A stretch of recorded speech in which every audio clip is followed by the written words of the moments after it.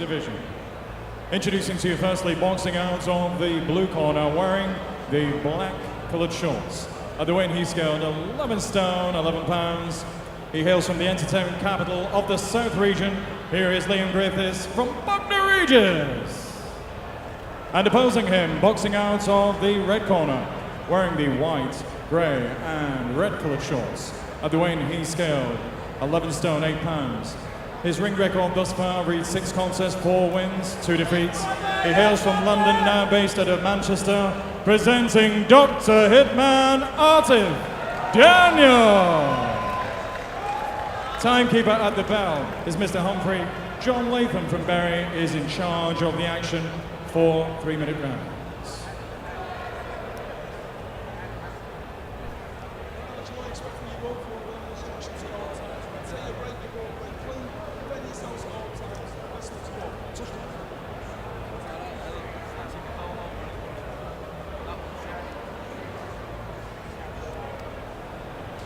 For Doctor's been on his best run of form of his career.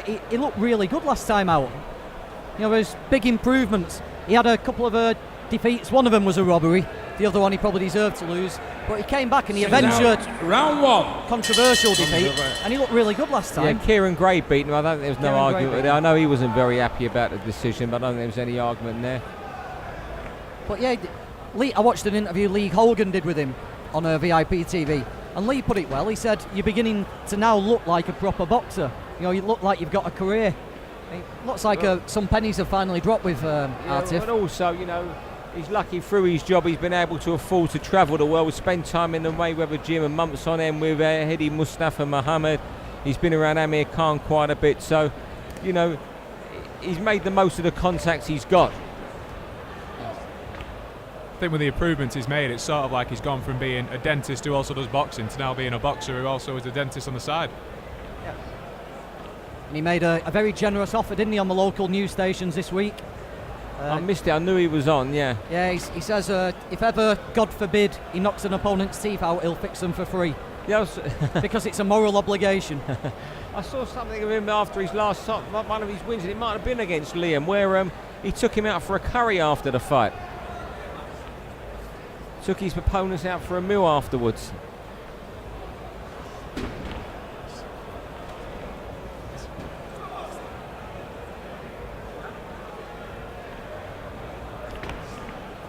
He's a bit of a perfectionist, Arthif. He gets quite down on himself, you know, if he doesn't think he's performed well. Yeah, I saw the Kieran Gray fight, and apart from that, I haven't seen him as a professional.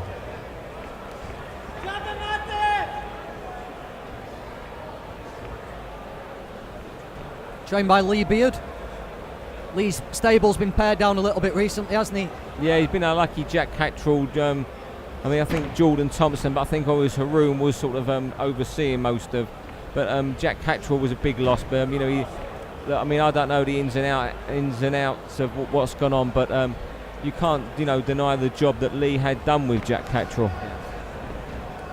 I suppose it's worked out to Artif's benefit, though. Lee's constantly spending more time on him now. He's got him and Vijender Singh as well. Still there. And Jimmy Kelly. Jimmy Kelly, of course, who he also manages. Yeah. Jimmy's in a very good fight against Rick Godding on the big Manchester. A tremendous fight. There's quite a few good 50-50 fights on that Manchester bill, so it's a nice little undercard that they've put together. Got to hope that the people watching on BT, they might not be familiar with the names, but hopefully there'll be such good fights. Well, that that's it the draws thing. them back anyway. It's about them becoming familiar. Cause, you know, Box Nation is a specialist boxing channel. You know, so that people do, you know, dig up Sky a lot. The hardcore boxing fans like us might be critical of Sky, but sometimes we have to take a step back and realise that what Sky BT aiming to do is captivate the general sports crowd, not just the hardcore boxing.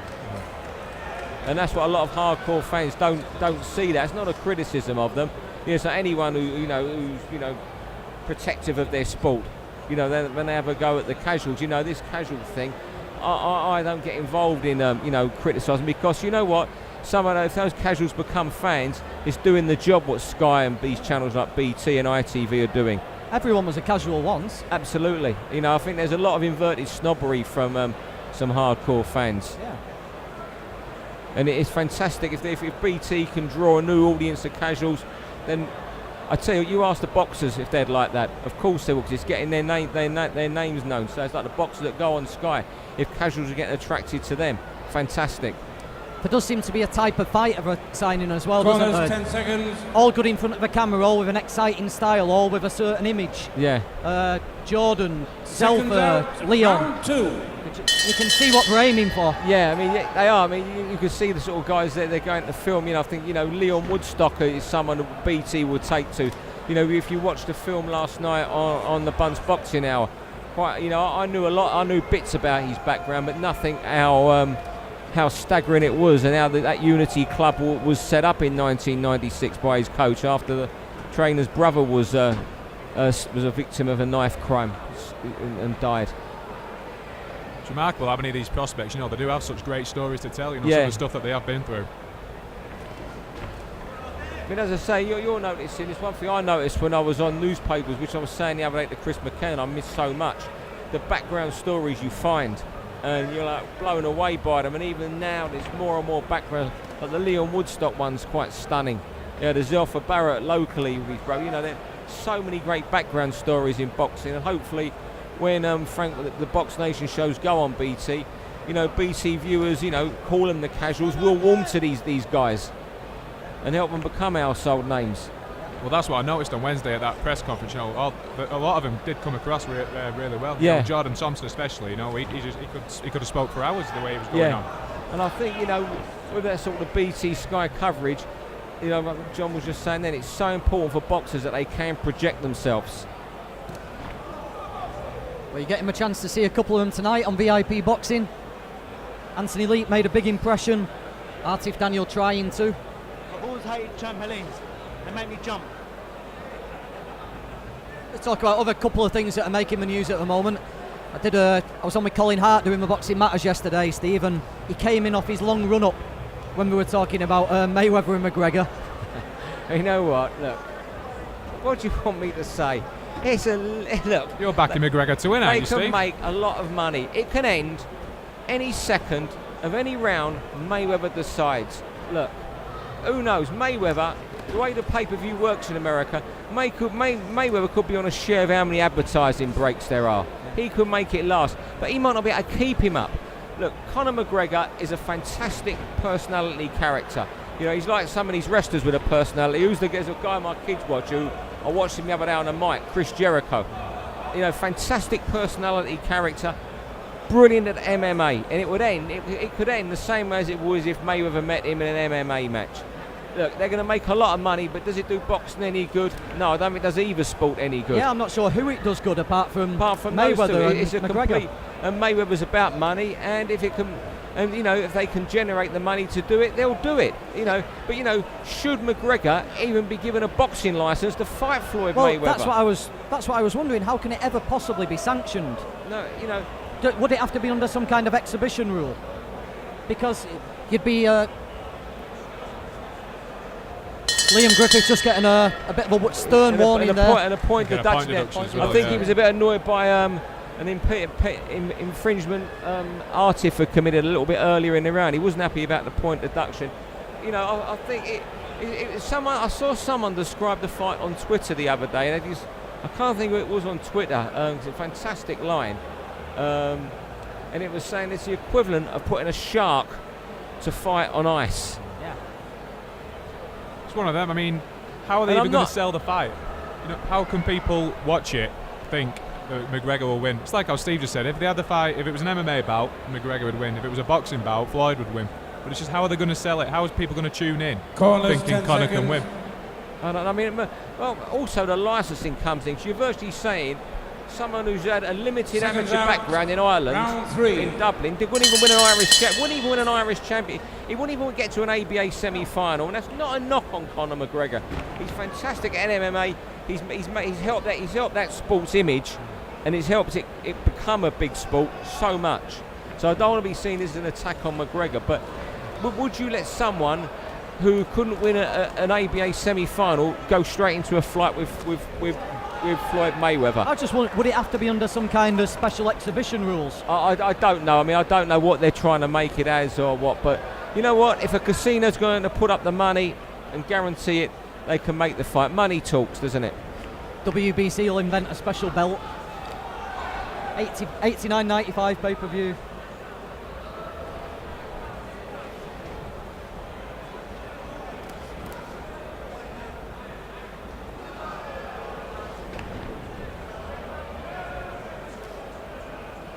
Arthif might have a bit of inside knowledge on it being so close to Mayweather. He might give us the scoop when it's happening, where it's happening.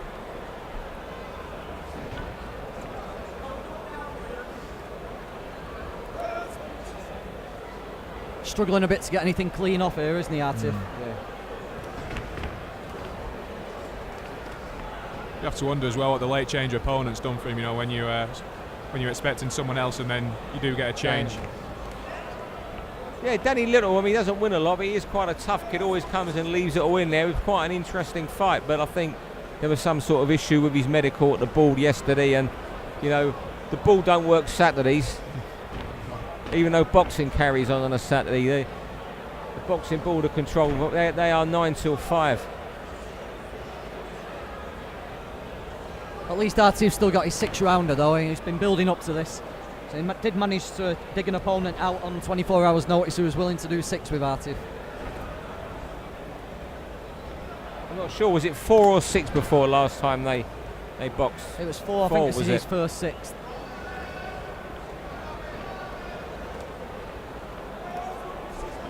Then we've got Luke Evans up next, and he's someone that you really rate, don't you, John?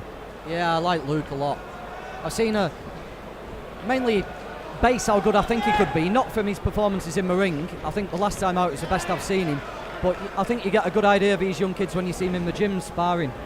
I saw him sparring Kofi Yates, and he was fantastic that day, you know, for 3 or 4 rounds. Only still 20 years old, very young, but he's got something, Luke. You know, he's got his angles right. He knows what he wants to do in the sport. I really do think Luke can do it.